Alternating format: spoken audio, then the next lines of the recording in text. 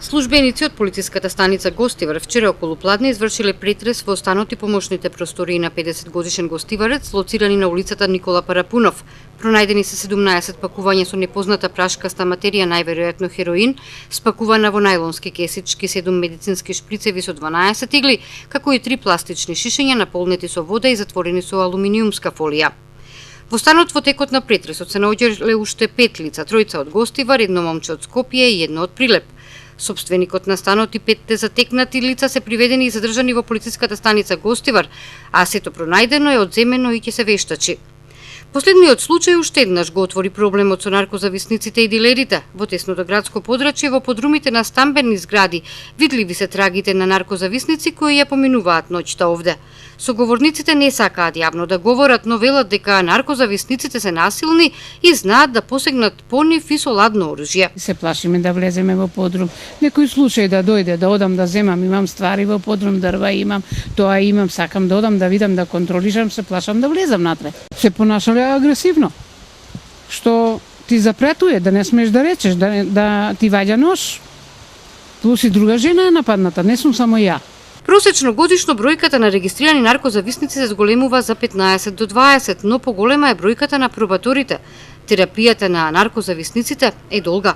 Постојано имаат потреба од набавка на субстанца, од она од која се конзументи и редовни корисници, и при тоа е толку силна психолошка и физичка потреба да не бира начин средства што ќе направат, а да дојдат до неја. Од тука се сите семејни и социјални подосна компликации.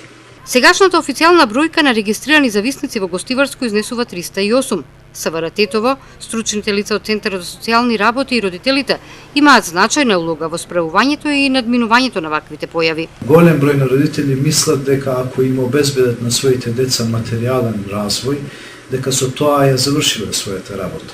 Меѓутоа, психолошкиот развој на децата е исто така битен, родителите мораат да обрнат малку повеќе внимание. Во случај кога отсаствува таа родителска грижа или внимание кон децата, тие се обрнуваат кон некои врснички групи, каде владее култура на земање на дроги, и по некои истражувања зависници кои стигнале до лекување даваат изјави дека требалоше да помине 2 до 3 години додека родителот дозна дека детето му зема дроги или се дрогира. Најчести места на кои се среќаваат зависниците и дилерите се напуштените објекти, но и дворовите на училиштата и други институции, каде фреквенцијата во одделни делови од денот е помала. Познавачите велат, само промена на животната филозофија и прифаќање на секојдневните обврски може да го оттргне зависникот од овој порок. Воколку би се прифатил би се нашло и се прифатил за работен ангажман секојдневен.